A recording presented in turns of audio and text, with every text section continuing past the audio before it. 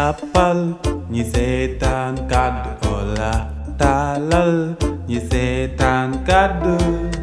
jàppal YouTube nga koy fekk TikTok Instagram page Facebook. Bon yow tey ngaa yem nga jël sa loxo tuuti technique ba ñu ma tricé man damay tricé ma kii moom ma tee tricé ma sama life bi dama ko tricé booy bi mooy 6e fois may redoubler instant année bii nag sama bakkan laa si teg 10 points rek moo manqué 10 points pour ma jàll te 10 points yooyu mooy loolu si calcul bii laa ko yaakaar ngay teg nii damay tricé de ba nga dindi sa loxo wala bu nu wàccee ma defaral la affaire yoo xam ma dóor la ba nga sonn laay def bàyyi ma tricé laa la wax.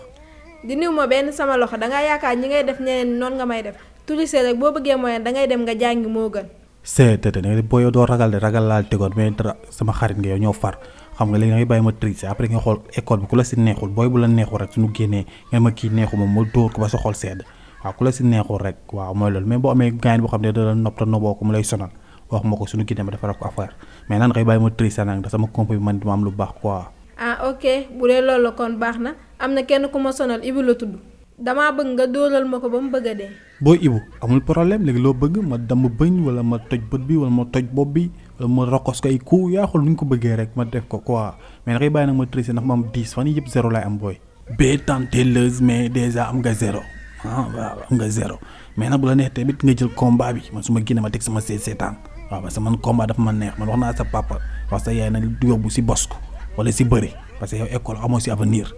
ñi fa dama la bañ mais bañu ma la sa mën-mën laa xoolal agression formation agression parce que yow jàng dara nga si mënul waaw combat bi nag bu la neex nga jël ko mais nag bul foog Ibu sewiyel bu nekk fii si classe bi la de kii bi dafa mel ni Ibu ba nekk si beneen classe bi lay wax mooy Ibu dëkk boobu dafa mel ni moom lay wax laa yàttal bu baax jëlee information bu gën a mu gën a wóor.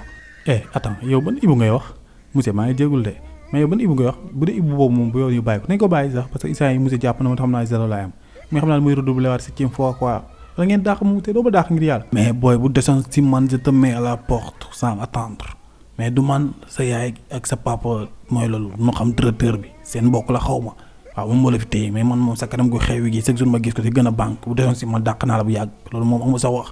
waaw 7 ans ngi nii chaque jour ma xëy gis la 7 ans sa morom yooyu yëpp dem nañ yow 7 ans ngi redoubler rek saa ma xëy gis la